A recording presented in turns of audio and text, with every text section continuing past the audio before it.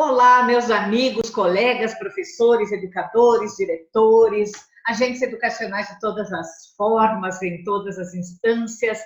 Eu sou Magna Regina e eu estou aqui em nome do Ministério do Turismo, com patrocínio da Enercan, da Votorantim Energia e da Votorantim, do Instituto Votorantim, com uma produção cultural do Instituto Humaniza, para trazer um pouquinho dessa discussão sobre o quanto a vida imita a arte.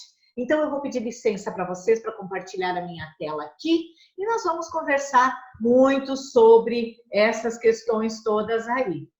Então, olha só, aqui estão todas aquelas informações que eu já passei para vocês dentro do projeto Lapidando Talentos. Nós temos a programação dessas palestras, então, e eu estou aqui hoje para conversar com você, professor, sobre isso tudo. Permita que eu me apresente também antes de iniciar essa fala, até para que você saiba quem está falando com você. Eu sou Magna Regina, então, pedagoga com especialização em mestrado pela UNOESC, Universidade do Oeste de Santa Catarina, MBA em Gerenciamento de Projetos pela Fundação Getúlio Vargas, sou técnica em contabilidade pelo SENEC, Master Coach Integral Sistêmica pela Febracis e a Universidade da Flórida, analista certificada de perfil comportamental com a ferramenta CIS Assessment, analista certificada de personalidade do Sistema Enneagrama 360, da Escola Christian Paterham Pontes, tenho especialização em Coach for Money e Business de alta performance, sou treinadora de mentores também, uma das 8 treinadoras do Brasil, com certificação internacional pela Global Mentoring Group. E tem outros cursos, né, de oradores e palestrantes, inteligência emocional, neurocoaching, e por aí vai, esses cursos todos que nós, professores, estamos o tempo todo fazendo, né? A minha atuação, então, eu sou diretora de programas e treinamentos do Instituto Humaniza, empreendedora e trainer de equipes em company, eu trabalho dentro das empresas, sou palestrante na área de motivação, autoconhecimento e desenvolvimento de equipes de alta performance. Sou mentora de alta performance e eu ajudo pessoas a se autoconhecer para se autodesenvolver. Eu fui professora universitária da UNOESC, da FAI e da IDEAL por mais de 12 anos. Fui assessora pedagógica do programa União Faz a Vida, da Fundação Sicredi. Fui gestora de projetos públicos de captação de recursos e supervisora de ensino também por 14 anos. Criei o programa Comunique-se, que é um programa de comunicação e oratória para profissionais de todas as áreas, através da programação neurolinguística e das neurociências. Criei o programa Ela Ilimitada, que é para mulheres empreendedoras. Criei o Metamorfose, o Extremamente e o Equipamente, que tem a ver com equipes. Então, essa é a minha área de atuação. E eu também escrevi alguns livros, 7 mais precisamente, né? Então, o Metamorfose, que está saindo agora da editora, da Síndrome de Gabriela ou Ela Ilimitada, Sexualidade e Evolução Humana, que é fruto da minha dissertação do mestrado, Planeta Energia, que é um livro didático que eu escrevi, muitas das escolas que estão assistindo essa palestra hoje já receberam esse livro, né? Os 10 projetos pedagógicos e as novas estratégias de construção de conhecimentos, os 20 segredos do empoderamento feminino e onde foi que eu errei. Então, essa é a minha produção em livros. Tenho alguns artigos publicados, enfim, mas o que é livro está aqui. E como nós vamos falar sobre a vida imita a arte, é muito importante que nós possamos fazer a reflexão antes de iniciar sobre, afinal, o que é a vida. O que é a vida para você? Nos treinamentos presenciais, eu sempre pergunto para os professores ou nas empresas, enfim, o que é a vida? E eu gostaria que você pausasse esse vídeo aqui agora, nesse momento, e refletisse um pouquinho sobre, afinal, o que é a vida? O meu conceito de vida é um conceito que eu trago do jogo de quebra-cabeças. Sabe aquele joguinho de quebra-cabeça que você tem aí na escola? Então, professor, quando nós compramos um joguinho de quebra-cabeças na livraria, ele vem com algumas informações, contém tantas peças, na tampa tem o desenho do que as peças vão formar, e nós vamos, então, montando. Quando nós compramos, vamos pegando as peças dentro da caixinha e montando o painel. De vez em quando nós pegamos uma peça que não dá certo, nós colocamos de volta. Depois nós pegamos uma peça e não sabemos onde colocar. Nós espiamos no desenho, na tampa da caixa, né? Para saber exatamente aonde colocar aquela peça. E nós vamos terminando o jogo, nós vamos terminando o painel, o desenho com as peças. Quando terminou as peças, terminou o desenho. Eu costumo dizer que a vida também é um jogo de quebra-cabeças. Quando nós nascemos, nós ganhamos uma caixa cheia de peças. E nós vamos todos os dias da nossa vida tirando uma peça, tirando uma peça, tirando uma peça e colocando no nosso painel. Só que o jogo de quebra-cabeças da vida, ele tem alguns problemas. Primeiro, não está escrito contém tantas peças na caixa. Então, se eu viver até 80 anos, eu terei lá umas 30 mil peças. Mas eu não sei quantas peças tem. Só que normalmente, como é que nós vamos vivendo? Como se o número de peças fosse ilimitado. E nós vamos vivendo um dia após o outro, às vezes desperdiçando, às vezes nos desgastando, às vezes fazendo coisa que nós nem gostaríamos de fazer. Por quê? Porque inconscientemente nós achamos que o número de peças do nosso quebra-cabeça é ilimitado. Mas não é. Não é. Qual é o problema? Nós não sabemos quantas peças tem. Mas esse não é o único problema. Tem um outro problema. Quando nós pegamos uma peça e não sabemos onde encaixar ou não gostamos dela, nós não podemos colocar de volta. Depois que você tirou, professor, está tirado. Não tem como colocar a peça de volta. E se não bastasse isso, ainda tem mais um problema. Não vem o desenho na tampa da nossa caixa. Então, nós vamos tirando nossas peças de qualquer jeito, colocando em qualquer lugar, muitas vezes, sem uma razão, sem um propósito definido, sem um desenho. Porque não tem desenho na tampa da caixa e muitas vezes eu também não tenho aqui. Então, eu vou colocando aquelas peças de qualquer jeito até terminar. Quando terminar, terminou. Mas não é assim que deve ser a vida. Você concorda comigo, professor, que a vida pode ser muito mais do que apenas gastar peças? Nós precisamos criar o desenho aqui. Agora nós vamos gastando, usando essas peças de acordo com o quê? Quem é que comanda todo esse jogo? Quem é o comandante de todo esse jogo? É esse cidadão que mora aqui dentro. O nosso cérebro, mobilizado pelos nossos pensamentos, que é acionado pelos nossos sentimentos. Então, se nós olharmos biologicamente falando, o nosso cérebro, ele é dividido em 3 partes, né? Uma parte mais instintiva, uma parte mais emocional e uma parte mais racional. Biologicamente, se você cortar o cérebro com uma faca, você vai encontrar essas 3 divisões.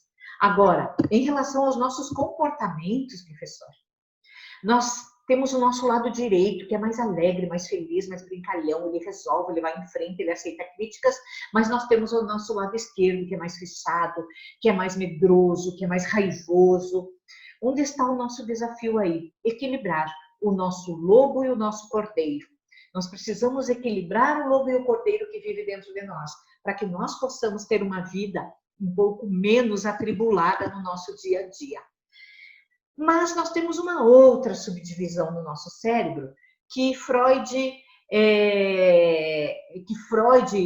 enfim, revelou, e que eu falo que é mais em função da nossa psicologia. Psicologicamente falando, nós temos essas 3 divisões que o Freud colocou.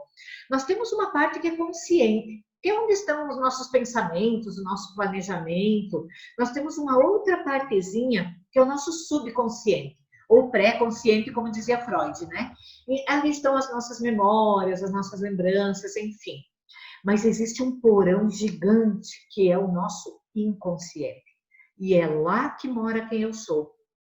É lá que estão as minhas dores, prazeres, tristezas, desejos, angústias, antecipação, desgosto, surpresa. É lá no porão da inconsciência que mora quem eu sou. É ele que dita as minhas ações, as minhas reações, os meus comportamentos. Agora, como é que nós funcionamos, na verdade? Olha só, lá na raiz do nosso cérebro instintivo, tem os nossos desejos. Lá em cima, no nosso cérebro racional, no córtex, o neocórtex, né? Nós temos aquilo que a gente chama de bom senso. E aqui na frente, no córtex pré-frontal, nós temos aquela parte mais que toma decisão, que é a parte da razão. E aí, entre o que eu quero fazer e o que eu preciso fazer, eu preciso usar o filtro da razão. Mas às vezes, dependendo da situação, o que acontece é uma situação muito grave, alguém me xingou no corredor e o meu cérebro sequestra a minha amígdala, ou a minha amígdala sequestra o meu cérebro e eu não consigo raciocinar. E eu reajo de forma muito dura. Tem pessoas que matam, tem pessoas que viram e dão um tapa, tem pessoas que fazem as coisas mais absurdas quando não estão de posse dessa glândula inicial da razão.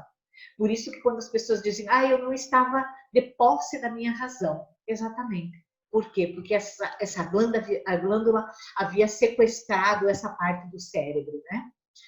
Então, olha só, professor, quem já assistiu palestra presencial minha já deve ter visto essa imagem. Eu carrego ela comigo por muito tempo. E quando eu faço os encontros presenciais, eu sempre pergunto, o que você está vendo nessa imagem? E as pessoas dizem, Magna, é simples, né? Um cavalo amarrado numa cadeira. E é simples mesmo, e é só isso. É um cavalo amarrado numa cadeira. Agora, a pergunta que vem depois é que é interessante. Ele está preso?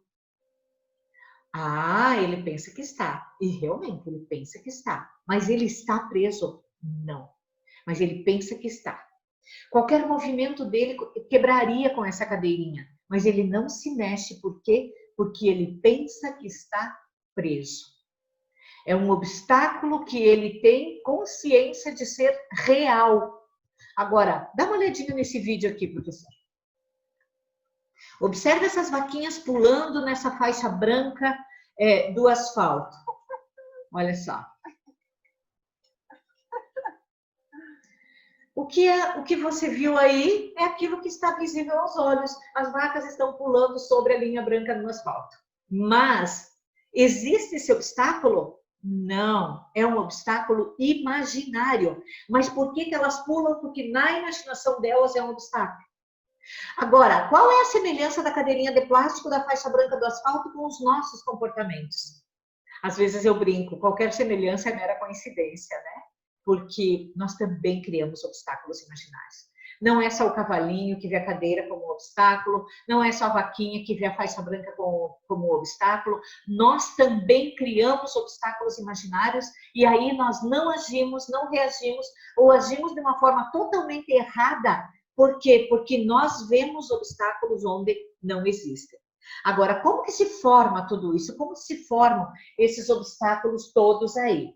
Olha só, tudo desde que nós nascemos, quando nós nascemos, até lá pelos 12 ou 13 anos, o nosso cérebro ele não tem filtros. Então, tudo que acontece ao nosso redor é comunicação. É comunicação. E essa comunicação vai entrando para dentro do cérebro da criança, né? Tanto pela fisiologia das pessoas quanto pela linguagem. E essa comunicação vai gerando na criança pensamentos que podem ser por imagens ou por diálogo interno. E alguns desses pensamentos geram sentimentos que podem ser bons ou ruins. E nós não temos ideia o quanto nós, professores, construímos esses obstáculos imaginários na cabeça das nossas crianças. Então, imagine que a criança foi convidada a recitar uma poesia e ela recitou lindamente aquela poesia e você elogiou. Ela teve aquele sentimento bom de gratificação. Ou então, ela foi chamada a recitar a tabuada e ela errou. Ela errou e você corrigiu ela em público e os coleguinhas riram dela. Ela teve um sentimento ruim. Então, veja bem como é que funciona isso. O sentimento, quando a criança sente o sentimento manda uma informação para o cérebro produz e libera na corrente sanguínea alguns hormônios, e o cérebro grava essa informação, grava essa crença, grava esse programa para o resto da vida da criança. E embora às vezes a situação nem seja tão grave assim, mas para a criança foi grave. E a criança grava esse programa que pode ser possibilitador ou pode ser limitante. E aí depois a criança vai ficar adolescente, jovem e vai viver. E vai viver como? Vai viver de acordo com os programas que ela tem instalado. Então tem pessoas que crescem e veem possibilidade em tudo, e dão um jeito em tudo. Chegou a pandemia, ok, vamos se virar, vamos organizar. Outras pessoas não. Qualquer situação paralisa, mobiliza. Veio a pandemia. E agora? Como eu sofro? Eu não consigo, eu não dou conta. Você já viu que tem pessoas que são muito ricas, outras muito pobres? Umas bem resolvidas, outras mal resolvidas. Algumas que não têm vício algum, algumas que bebem, que fumam, que jogam, que compram. Por quê? Porque construíram programas e vícios químicos lá na fase da infância. Então, às vezes, o vício é emocional que se traduz em vício químico. E a criança cresce, vira adolescente e vai se comportar como? De acordo com os programas que tem instalados aí. E aí, nós falamos, né, que a vida imita a arte. Então, se você compreendeu esse gráficozinho que eu passei antes, vai ficar fácil de entender aqui. Então, o que acontece? Digamos que nós tenhamos crescido com crenças limitantes, com problemas, com fraturas emocionais, com aquela cadeirinha de plástico nos segurando, nos prendendo. É possível mudar? Muitas pessoas dizem. Eu digo, sim, é possível mudar. Mas para isso, vamos na arte buscar a fórmula. Vamos na arte buscar o conhecimento. Então, aqui eu tenho aquilo que a gente chama, dentro do processo de coaching, obviamente, da mentoria, aquilo que a gente chama de a jornada do herói. A jornada do herói. Você já viu filmes, com certeza, né, professora? Algum filme qualquer. Então, como é que funciona o filme? O filme começa, as pessoas estão tudo bem, de repente acontece uma coisa, uma situação, e aí o mocinho vai, luta, enfrenta, leva tiro, cai do prédio, apanha, fica preso, e depois ele resolve a situação e volta para casa na sua vida normal, só que transformado. Então, a jornada do herói tem esse objetivo, de fazer essa jornada. Então, nós estamos aqui, muitas vezes, no mundo comum, com a consciência limitada do problema. Nós não vemos a cadeirinha como um problema. Nós sabemos que estamos presos na cadeirinha de plástico e a gente fica. Ou nós sabemos que aquela linha branca é um obstáculo e nós pulamos porque pensamos que é um obstáculo. Então, nós não temos consciência do problema. Nós não temos consciência das coisas, das situações. Eu poderia estar diferente, mas eu não tenho consciência que poderia ser melhor. E aí, acontece alguma situação, a pandemia, por exemplo, que é o que nós estamos vivendo hoje, e aí, isso a gente chama de chamado à aventura. E aí começa a aumentar a consciência. Meu Deus, eu vou ter que fazer diferente. E aí, qual é a nossa primeira reação? Recusar o chamado. Eu não vou dar aula online, eu não vou fazer palestras online, eu não sei fazer isso, eu nunca mexi nesse computador, eu não gosto, não quero. E a primeira coisa, nós relutamos a mudança. Mas depois nós encontramos com um mentor, vem o diretor, o secretário, às vezes um colega, às vezes um aluno.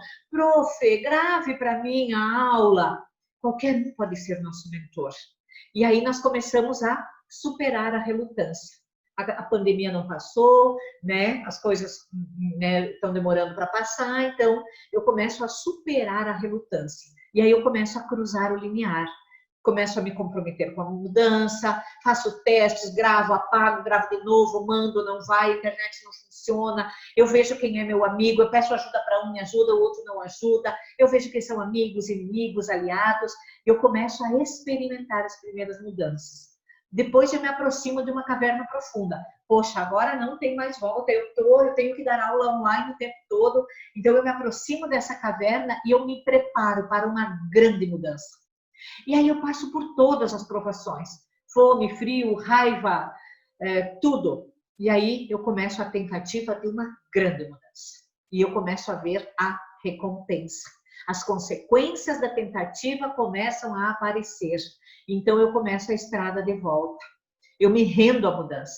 Eu me rendo à situação. E eu começo a ressuscitar. Faço a última tentativa da mudança e eu retorno com o elixir. Por quê? Porque eu dominei totalmente o problema. Poxa, agora está tranquilo para mim gravar uma aula, beleza. Eu gravo a aula, mando e fica tudo certo. Então, nós chamamos isso de jornada do herói e a pergunta é, isso é o roteiro dos filmes. E nesse filme da educação, professor, o cenário é a escola. Mas você é o quê? É protagonista desse filme? É o antagonista, aquele que complica tudo, aquele que incomoda, aquele que não ajuda em nada? Você é coadjuvante, só aquele que fica passando atrás das cenas, esperando ver se vai dar certo? Ou você é plateia? Eu tenho certeza que muitos professores nessa pandemia tiveram que protagonizar. A maioria são protagonistas. Mas eu quero que você reflita se você realmente é protagonista. E se você ainda não é, o que está faltando para ser? Então, eu trouxe aqui os 5 grandes segredos, né, de uma educação transformadora, que eu tenho certeza que você já sabe. Mas, mesmo assim, eu quero reforçar, eu quero contribuir com você. Então, o primeiro segredo da educação transformadora: conhecer e desenvolver as inteligências. Mas quais inteligências? A inteligência positiva, aquela que mede o nível ou o percentual de tempo que o seu cérebro está trabalhando a seu favor. Aquela inteligência que identifica o QP, que é o quociente de inteligência positiva. Por quê? Porque se o seu cérebro está operando no modo sábio, você tem soluções. Se o seu cérebro está operando no modo sabotador, você só vê problemas. E quando a nossa inteligência positiva é baixa, os nossos sabotadores são altos. Então eu fico me sabotando, por quê? Porque eu fico criticando, eu fico me vitimizando, eu fico fazendo tudo pelos outros, esqueço do meu trabalho, eu fico controlando tudo. Então são muitas coisas que me sabotam. A inteligência foco temporal, professor. Você está focado no passado, no presente ou no futuro? Ai, mas essa pandemia, no tempo passado sim que era bom. E lá no meu tempo, na escola, sim, a gente era feliz. Então, você está focado no passado ou você está focado demais no futuro? Ah, eu só vou me organizar quando passar essa pandemia. Olha, quando vier, né, que resolver, que acharem a vacina, eu estarei preparada. Então, você está demais no futuro. E é bom você equilibrar isso. Voltar no passado para aprender lições, planejar o futuro, mas viver no presente. A inteligência emocional, que tem a ver com a capacidade de dar inteligência para as suas emoções. Não é que você não vá sentir emoções negativas. Vai sim, vai sentir raiva, vai sentir ódio, vai sentir medo. Mas como você lida com tudo isso? As inteligências múltiplas. Qual inteligência é a sua, professor? Você tem inteligência corporal, inteligência lógico-matemática, inteligência musical, inteligência existencial, espacial? Qual é a sua inteligência? E quando você descobre a sua, precisa descobrir a dos seus alunos, para que você possa promover trabalhos que contemplem a todas as inteligências. A inteligência multifocal, onde você coloca o seu foco, com foco no presente, com foco no passado, com foco no futuro, mas aquela inteligência que organiza o seu cérebro, aquela inteligência que consegue organizar o seu cérebro. E a inteligência educacional, né, professor? É ter aquela habilidade, desde a alfabetização até a profissionalização, conduzir os nossos alunos, conduzir as nossas crianças para esse futuro. Segundo, busca o autoconhecimento, né? É o primeiro ainda. Opa, conhece as inteligências, né? O segundo busca o autoconhecimento. Desculpem, eu me perdi aí. Então, qual autoconhecimento? O conhecimento de si, dos seus comportamentos e dos seus alunos, dos seus valores, da linguagem do amor, das competências, da sua história de vida, do tipo psicológico, do nível de positividade, estima e flexibilidade, das crenças e programas mentais. Então, olha só, professor, quando você conhece tudo isso sobre você, aí você consegue fazer tudo isso sobre os seus alunos. E você consegue ser mais assertivo. Porque você entende que cada um tem valores diferentes, cada um tem comportamentos diferentes, cada um tem competências diferentes, cada um tem uma história de vida que construiu os seus programas mentais. Então, quando você busca o autoconhecimento, você busca também a alta performance na educação. Terceiro segredo da educação transformadora, né? Promove a comunicação assertiva. O que tem a ver com isso? O que tem a comunicação a ver com a educação? Tudo. Educação é comunicação. A intracomunicação, que é o que você comunica para você mesmo, e a intercomunicação. O que você está falando para você? Ah, eu sou muito burra, eu sou uma idiota, eu sou isso, eu sou aquilo. Quantas palavras negativas você está dizendo para você mesma? Cuidado, hein?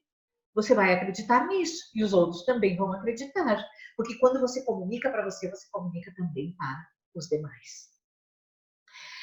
A psicologia positiva, né, que tem a ver com a inteligência positiva, que nós falamos agora há pouco, os canais de comunicação. Professor, você é mais auditivo? É mais visual? É mais sinestésico? É mais digital? E se você sabe qual é o seu canal preferencial, você está trabalhando isso com os seus alunos? Como é que você está trabalhando aquele conteúdo? Só no quadro? Os visuais estão gostando, mas e os auditivos? Ou você só está explicando, ok, os auditivos estão escutando, mas os sinestésicos não estão entendendo. Você está conseguindo contemplar a todos? As 5 linguagens do amor. Você conhece esse conteúdo? Busque na internet, faça o teste, professor. Tem pessoas que comunicam amor com presentes. Tem outras pessoas que comunicam amor com toque físico. Outras comunicam amor fazendo algum agrado, outras elogiando. Qual é o seu canal de comunicação? Você está comunicando amor na linguagem do seu aluno? Ou só na sua linguagem? E aí o aluno está achando que você não gosta dele? E a sintaxe mental, né? Quando se fala em comunicação assertiva, se fala em sintaxe mental. Como funciona a sintaxe do cérebro de cada ser humano? É diferente. Imagina que você me disse que para fazer um bolo eu precisava ter ovos, açúcar, gordura e leite e fermento. Aí eu chego em casa, faço o bolo e ligo para você. Eu digo, olha, o bolo não deu certo, eu coloquei ovos, açúcar, leite, fermento, como você me falou. Aí você me diz, não, peraí, mas quanto você colocou? Aí eu digo, não medi, coloquei qualquer quantidade. Aí você diz, não, são 3 ovos, uma xícara de açúcar, uma xícara de leite, uma colher de fermento. Aí eu digo, ok. Aí eu faço o bolo, ligo de novo. Olha, professor, não deu certo o bolo. Eu coloquei bem tudo que você me mandou, mas ainda assim não deu certo. Aí você diz, não, mas espera aí, você precisa separar as claras das gemas, aí você bate o açúcar só com as gemas, depois você acrescenta o açúcar, o leite, depois devagarinho você vai acrescentando o fermento. Então tem toda uma sintaxe para preparar esse bolo. Eu achei que era só colocar os ingredientes dentro. Assim é o cérebro humano. O cérebro humano tem toda uma sintaxe mental. Então, alguns aprendem primeiro com uma piada e depois contando o assunto. Outros não, precisa primeiro fazer isso, depois aquilo, depois aquilo. Você já viu o mestre chaveiro trabalhando? Quando você chama o chaveiro para abrir uma porta que você perdeu a chave, ele vai lá, ele escuta, ele ouve o que ninguém ouve, ele vê o que ninguém vê, ele faz o que ninguém fez e ele consegue dar aquele clique e abrir a porta. É assim que você precisa agir, professor. É como um chaveiro, compreendendo a sintaxe mental do seu aluno. Quarto segredo, identifica o nível do processo evolutivo em que você se encontra. Então, olha só, professor, olha só. No processo evolutivo do ser humano, nós passamos por algumas fases. Nós temos aqui a primeira fase, a fase mais básica, digamos assim, que é o onde e quando. É a fase do ambiente, dos limites e das oportunidades. Então, é uma fase muito, digamos assim, consciente. Opa! consciente. É nessa fase que muitos de nós estamos, em que tudo que está fora nos afeta por dentro. Se a vizinha trocou a cor da casa, incomoda. Se o outro trocou o carro, incomoda. Se alguém falou com você, incomoda. Você fica cuidando do que o governo disse para poder criticar. Você fica cuidando do que o colega falou na escola para poder contar para outra colega. Então, quando nós estamos nesse nível do ambiente, nós estamos num nível muito básico, porque tudo que está fora nos afeta por dentro.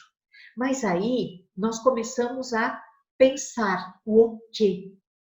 O comportamento. Então nós começamos a alterar o nosso comportamento em função de todos os afetos e desafetos que nós temos aqui. Então nós começamos a agir e reagir. Ah, mas a minha colega falou de mim, deixa comigo, quero ir lá, vou quebrar a cara dela. Ai, mas o quê? O chefe falou isso? Eu não acredito. Então você começa a ter comportamentos em função disso. Mas aí você começa a se sentir incomodada com isso. Você se incomoda, você gera intrigas, você gera brigas, e aí você começa a se questionar como eu posso fazer para mudar isso. Então você começa a identificar as suas capacidades e habilidades, você vai para uma direção mais estratégica, busca conhecimento, e aí você começa a se perguntar, mas por que eu devo ser diferente? Por que eu preciso fazer isso? E aí você começa a identificar as suas crenças e os seus valores. E aqui nós estamos no meio da pirâmide, né? Então, uma parte inconsciente começa a nascer. E aí eu começo a perceber qual é a minha identidade. Quem eu sou, afinal? Qual é a minha missão? Eu começo a ter um senso do eu, meus papéis no mundo. Eu sou professora ou eu sou educadora? Ou eu sou transformadora de vidas? Então você começa a questionar quem você é. E aí você começa a se juntar aos outros para fazer a diferença no mundo. Então você começa, olha, eu sou uma educadora, mas para fazer a diferença no mundo eu preciso do professor de artes, da professora de matemática, do professor de ciências, e aí eu começo a me afiliar, eu começo a sentir que eu pertenço realmente a esse mundo. E aí eu começo a querer deixar um legado antes de ir para a luz, que é o momento da transcendência, né? Então veja bem, quando você consegue identificar em qual nível do processo evolutivo você está, você começa também a entender que é possível passar para o próximo nível. Se você estivesse com isso no chão, onde estariam os seus pés? Quando eu faço treinamento nas empresas ou em algumas secretarias de educação, nas escolas, enfim, eu faço essa pirâmide bem grandona no chão e eu peço para as pessoas se dirijam a essa pirâmide e pisem em cima do nível em que você se encontra. E é muito comum muitas pessoas colocarem um pé em um e um pé em outro. Ah, eu tô com um pé nesse e um pé nesse. Ok. Ah, o ambiente me incomoda muito, mas eu já estou identificando minhas capacidades e habilidades. Ok. Ah, eu vejo que os meus comportamentos não me levam a nada, mas eu tô lá, eu já estou querendo questionar as minhas crenças. Ok. Então você precisa identificar em qual nível do processo evolutivo você está, professor, para você poder evoluir mais. E para você fazer a diferença, não só na vida das pessoas, mas na sua própria vida. E o quinto segredo, então, tem a ver com entender mais de comportamentos humanos do que de conteúdos. Entender mais de comportamentos humanos do que de conteúdos. Professor, a sua missão é gigante. Você precisa entender do comportamento dos seus alunos. Você precisa empoderar os seus alunos no sentido deles entenderem que eles podem, que eles têm inteligência, que o conteúdo eles podem buscar em qualquer lugar, mas você precisa transformá-los em seres humanos. O conteúdo nem sempre é o mais importante dentro da sala de aula. Nós somos conteudistas por natureza. E nós achamos que temos que vencer 100% dos conteúdos. Será que nós precisamos mesmo? Ah, mas é que a secretaria daí nos cobra, mas é que o diretor nos cobra. Mas se eu tiver um aluno inteligente, se eu tiver um aluno focado, se eu tiver um aluno que é atendido em todos os seus canais de comunicação, se eu conheço qual é o nível de inteligência do meu aluno, eu consigo trabalhar os conteúdos de forma muito mais fácil, muito mais rápida. E ele pode descobrir que pode buscar conteúdos depois, se eu não vencer todos. Mas eu preciso construir seres humanos. É em cima do ser humano que se constroem os profissionais bons, e não é em cima dos conteúdos. Ah, mas então você está dizendo que não é para trabalhar conteúdos? Não, eu só estou querendo questionar para que usamos esses conteúdos. Quantos conteúdos você recebeu durante toda a tua formação, professor? Quantos você usa? E para que você usa? Para responder uma ou duas questões durante a prova, durante uma avaliação? A pergunta que você precisa se fazer é essa: o que aconteceria para o meu aluno se eu não ministrasse esse conteúdo?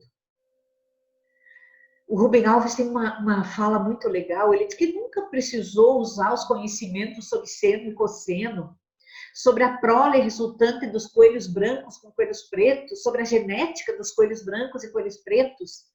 Mas aquele conhecimento da professora lendo literatura foi a chave que abriu a porta do mundo dele. Então é isso que nós precisamos questionar, professor. É isso que nós precisamos compreender. Agora, para encerrar esse nosso bate-papo aqui, eu vou deixar um desafio para você, professor. Questione seus conteúdos. Questione a real importância desse conteúdo para o aluno, bem como questione também a reprovação de muitos alunos por não terem aprendido alguns tópicos que nunca utilizarão nas suas vidas. E eu quero encerrar dizendo, professor, educar a mente sem educar o coração não é educação. Essa fala não é minha, é do Aristóteles, mas eu vou repetir. Educar a mente sem educar o coração não é educação. E para encerrar esse nosso encontro, eu quero dizer para você, professor, que a vida imita a arte. Então, que você pegue os melhores filmes, os melhores seriados, os melhores livros, os leia e transforme-os em vida real. Ah, eu vou ler livro de autoajuda? Pode ser. Ah, eu vou ver um filme de... Pode ser. Mas pegue as melhores obras de arte. Pegue os melhores livros, os melhores filmes, as melhores peças de teatro e transforme-os em vida real dentro da sua escola. Quando você conseguir fazer isso, professor, você terá transformado muitas vidas, mas acima de tudo, você terá transformado a sua vida. Muito obrigada.